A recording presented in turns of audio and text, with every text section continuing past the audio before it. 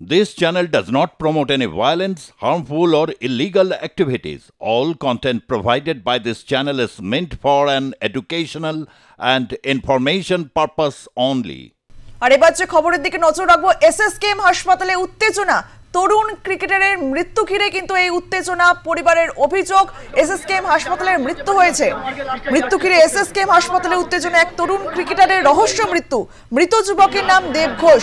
টালিগঞ্জে practice করতে গিয়েছিলেন দেব ঘোষ। বেশ কয়েকজন দেব ঘোষকে মারধর করে বলে অভিযোগ।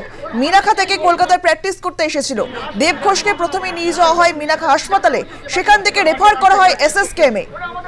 মৃত্যু ঘিরে এসএসকেএম হাসপাতালে উত্তেজনা। এক তরুণ ক্রিকেটারের রহস্য মৃত্যু।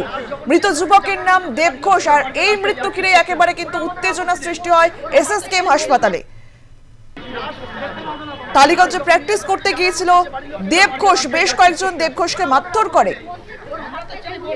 মিনাখা থেকে কলকাতায় প্র্যাকটিস করতে এসেছিল দেব ঘোষকে প্রথমে নিয়ে যাওয়া হয় মিনাখা হাসপাতালে, সেখান থেকে রেফার করা হয় এসএসকেএমে।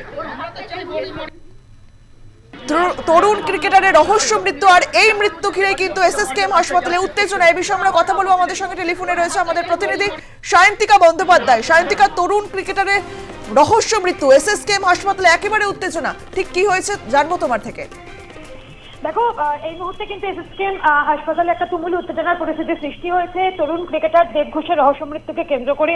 এবং এসএসকেএম হাসপাতালে এই মুহূর্তে পরিবারের পক্ষ থেকে বিক্ষোভ দেখানো হচ্ছে। এবং একদিকে যখন পরিবারের লোকজন তারা কান্নায় ভেঙে পড়েছেন তাদের পরিবারের ছেলের এরকম ভাবে মৃত্যুর জন্য, এর পাশাপাশি তাদের অভিযোগ প্রত্যেক দিনের মতোই বাড়ি থেকে টালিগঞ্জে ক্রিকেট প্র্যাকটিস করার জন্য বেরিয়েছিল দেব।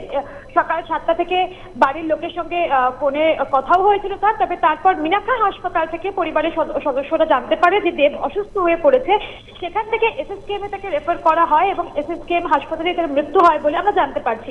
পরিবারের দাবি, মিনাখা থেকে তাদেরকে একজন সিভিক ভলেন্টিয়ার ফোন করেন এবং জানান তার ছেলে অচৈতন্য অবস্থায় পড়ে রয়েছে এবং পরিবারের তরফ থেকে আরো অভিযোগ করা হয়। সেখানে তারা পৌঁছানোর পর দেব ঘোষ তাদেরকে জানান যে বেশ কয়েকজন ছেলে তাকে ঘেরাও করে মারধর করেছিল। এই ঘটনার ভিত্তিতে তারা প্রগতি ময়দান থানায় অভিযোগ করতে গেলেও তাদের অভিযোগ নেওয়া হয়নি বলে দাবি পরিবারের। এবং তাদেরকে না জানিয়েই দেহ মর্গে পাঠিয়ে দেওয়া হচ্ছিল বা হয়েছে, এরকম একটা অভিযোগ কিন্তু এই মুহূর্তে পরিবারের তরফ থেকে করা হচ্ছে। অঙ্কিতা, ধন্যবাদ সায়ন্তিকা। পরিবারের দাবি, মিনাখা থেকে তাদেরকে একজন সিভিক ভলেন্টিয়ার ফোন করেন এবং জানান তার ছেলে অসুস্থ অবস্থায় পড়ে রয়েছে এবং পরিবারের তরফ থেকে আরো অভিযোগ করা হয়। তারা সেখানে পৌঁছানোর পর দেব ঘোষ তাদেরকে জানান বেশ কয়েকজন ছেলে তাকে ঘেরাও করে মারধর করেছিল। এই ঘটনার ভিত্তিতে তারা প্রগতি ময়দানে অভিযোগ জানায়।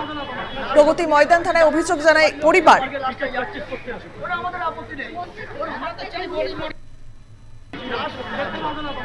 যখন নিয়ে যখন জানানো হচ্ছে যে বাড়ির লোককে